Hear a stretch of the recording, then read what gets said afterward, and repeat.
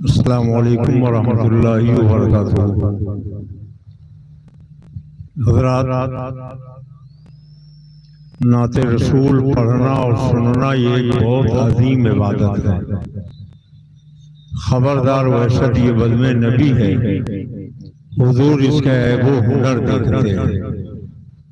یہ مدینے والے آقا و مولا صلی اللہ تعالی علیہ وسلم کے نعت کی محفل ہے، اور کچھ یہ شرط لگائی گئی تھی کہ اعلیٰ حضرت حضور مفتی اعظم یا تاج الشریعہ کے لکھے ہوئے اشعار ہی پڑھے جائیں۔ آج کل عام طور پر فلمی طرز میں اور گانوں کے ڈھنگ میں کچھ لوگ اشعار لکھ دیتے ہیں اور پڑھتے ہیں، تو یہ اس سے روکنے کے لیے شرط لگائی گئی تھی۔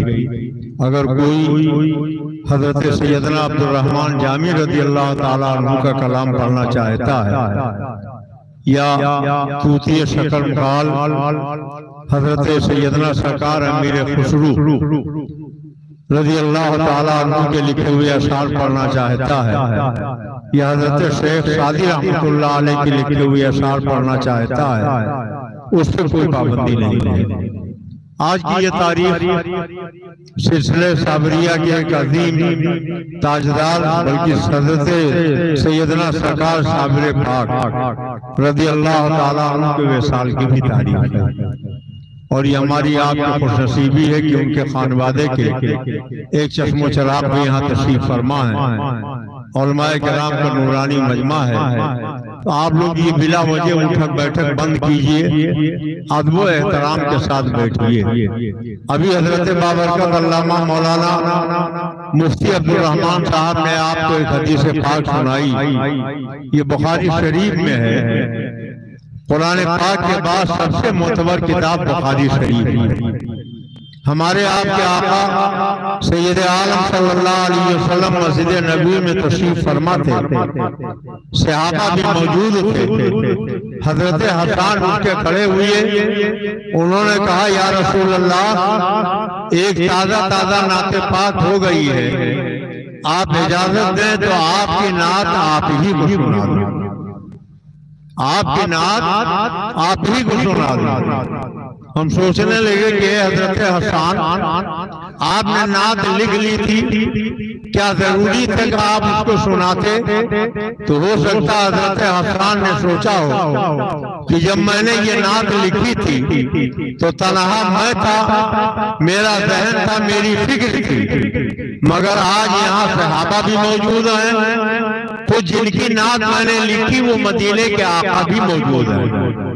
اگر ان لوگوں نے بھی اس کی تائید کر دی تو وہ خالی میری بات نہ ہوگی، وہی سارے صحابہ کی بات ہوگی، اور وہی خود اللہ کے رسول کی بات ہوگی۔ سرکار نے فرمایا حسان ٹھیک ہے، کھڑے ہو جاؤ اور مجھے میری نعت سناؤ۔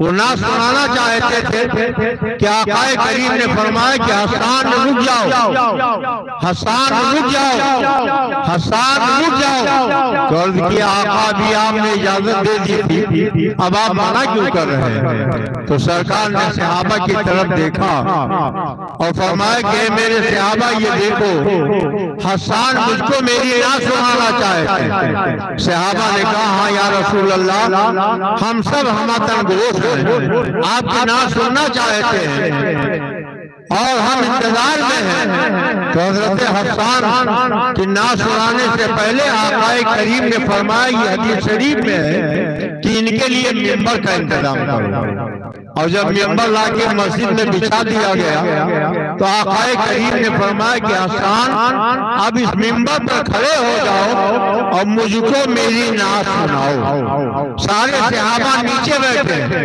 خود اللہ کے رسول جن کی نعت پڑھی جا رہی ہے وہ بھی نیچے تشریف فرما ہے، مگر نعت پڑھنے والے کو آقا کریم نے منبر پر بیٹھا دیا۔ گویا آقا نے یہ ذہن دے دیا، اگر عظمت چاہتے ہو تو مدینے والے کی نعت پڑھو، اگر بلندی چاہتے ہو تو مدینے والے کی نعت پڑھو، اگر شان و شوکت چاہتے ہو تو مدینے والے کی نعت تو حضرت حسان کھڑے ہو گئے اور انہوں نے سرکار کے سامنے صحابہ کے مجمع میں سرکار کو جو نعت سنائی تھی آپ سن لیں. وہ کہتے ہیں وَأَحْسَنَ مِنْكَ لَمْ تَرْقَتْ عَيْنِي یا رسول اللہ آپ کے جیسا حسن و جمال والا میری آنکھوں نے کسی کو دیکھا ہی نہیں. آج لوگ 70 طرح کی کالک چہرے پہ لگائے رہتے ہیں مگر بات آتی ہے تو کہتے ہیں رسول اللہ ہماری طرح بشر، رسول اللہ ہماری طرح بشر. اگر ان سے پوچھا جائے تم نے نبی کو اپنی طرح بشر کیسے کہہ دیا تو کہتے ہیں جیسے دو ہاتھ ہمارے ایسے اڑکے، جیسے دو آنکھیں ہماری ایسے اڑکی، جیسے منہ میں دانت ہمارے ایسے اڑکے. اگر سارا مقابلہ آنکھ اور دانت ہی کے ذریعے ہے تو نبی کے سامنے کیوں کھڑے ہو؟ کبھی کسی گدھے کے سامنے کھڑے ہو جاؤ، کہہ دو جیسا تو ہے ویسا میں ہوں، جیسا میں ہوں ویسا تو ہے. اس لیے کہ تمہارے چہرے پر بھی دو آنکھیں ہیں، میرے چہرے پر بھی دو آنکھیں ہیں، میرے منہ میں دانت ہے، تمہارے منہ میں دانت ہے، جیسے تم ہو ویسے میں ہے. تو جنہوں نے کبھی خواب و خیال میں بھی نہیں دیکھا وہ تو کہتے ہیں نبی ہماری طرح بشر ہے. مگر جنہوں نے صبح شام دیکھا، راتوں دن دیکھا، خلوت و جلوت میں دیکھا، وہ کیا کہہ رہے ہیں وَأَحْسَنَ مِنْكَ لَمْ تَرْقَتْ عَيْنِي یا رسول اللہ آپ کے جیسا حسن و جمال والا میری نگاہوں نے کسی کو دیکھا ہی نہیں. اگر اتنا کہہ کر حضرت حسان چپ ہو جاتے تو کوئی کہتا کشمیر آتے تو حسن نظر آتا، مصر جاتے تو حسن نظر آتا. تو حضرت حسان کہتے ہیں ارے پوری بات کو سن لو، پورا شعر کو سن لو. وَأَحْسَنَ مِنْكَ لَمْ تَرْقَتْ عَيْنِي وَأَجْمَلَ مِنْكَ لَمْ تَلِدْ النِّسَاءُ یا رسول اللہ آپ کے جیسا حسن و جمال والا، آپ کے جیسا جاہ و جلال والا، آپ کے جیسا سلطنت ملک و مال والا، آپ کے جیسا جود و نوال والا، آپ کے جیسا علم و حکمت و کمال والا کسی ماں نے آج تک دنیا میں پیدا ہی نہیں کیا. جو حضرت حسان نے مدینے میں مسجد نبوی میں صحابہ کے مجمع میں نبی سے کہا تھا وہی تو ہندوستان کے حسان بریلی سے کہہ رہے ہیں لمیات نظیروں کفی نظر مثل رسول پیدا جانا جگراج کا تاج اترے سو ہے جس کو شہد سنائے.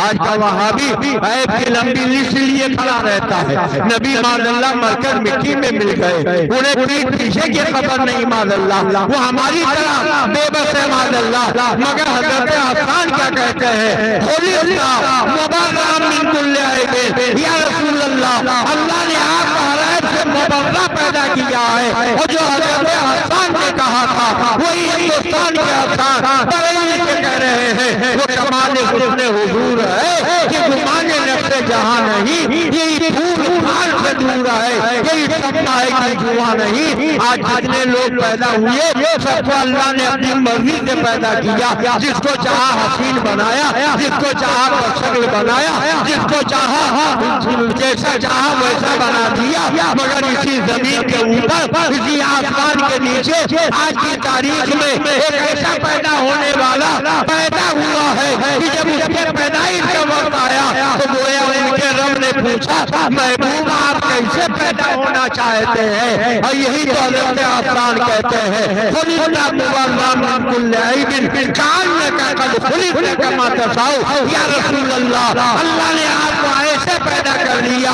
گویا جیسے آپ پیدا ہونا چاہتے تھے. وہ یہی تو اعلیٰ حضرت کہتے ہیں خدا کی رضا چاہتے ہیں تو اعلیٰ اور خدا چاہتا ہے رضا محمد. تو حضرت حسان کی سنت یہ ہے کہ نبی کی نعت پڑھی جائے. یہ نعت پڑھنے والے طلبہ مدارس اہل سنت کے الحمدللہ بڑے اچھے پڑھنے والے آئے ہیں. الہ آباد سے، بلال پور سے، گونڈا سے اور فیض آباد سے، نہ جانے کہاں سے لوگ آ گئے ہیں. نام کے ساتھ نام بتایا نہیں جا رہا ہے، انشاءاللہ آخر میں بتایا جائے گا کس مدرسے سے پڑھنے والے آئے ہیں، کہاں سے آئے ہیں، اور جن کے قسمت میں ہوگا انہیں انعام دیا جائے گا.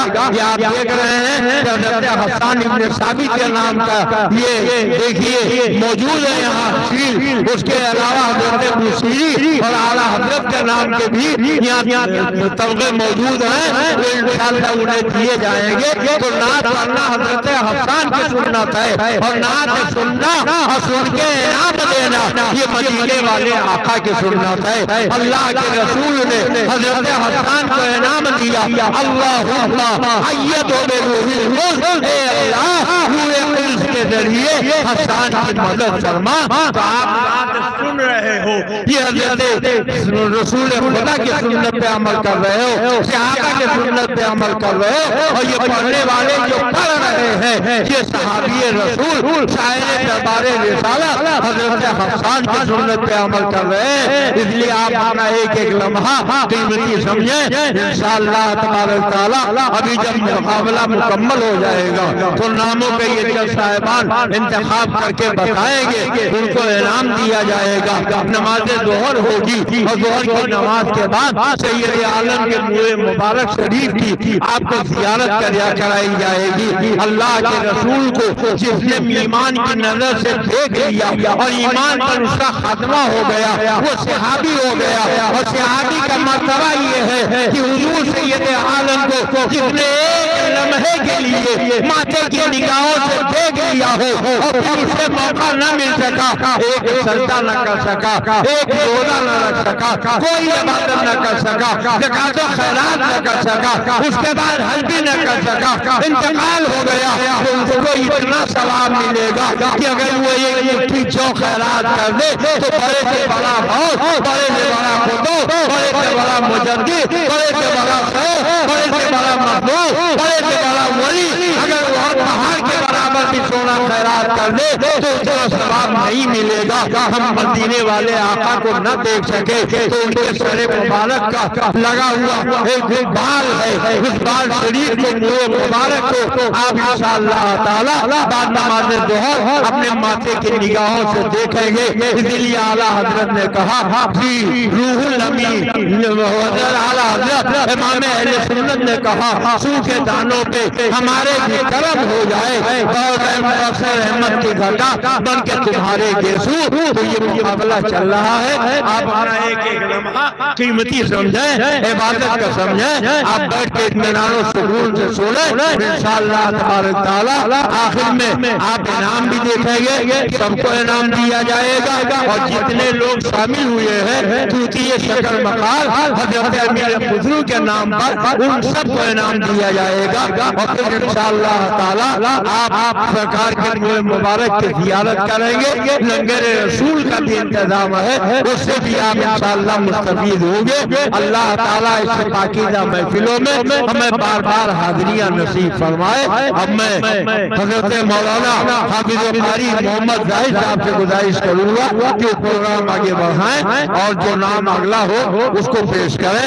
آپ لوگ اطمینان و سکون سے بیٹھے اپنے آقا و مولا کی نعت عبادت سمجھ کے ساتھ سماعت کریں، ایسا نہیں کہ لاپرواہی سے سنیں، آپ پوری توجہ کے ساتھ اپنے آقا کی نعت پاک سنیں۔ ایک ایک لمحہ انشاءاللہ تعالی آپ کا عبادت میں لکھا جائے۔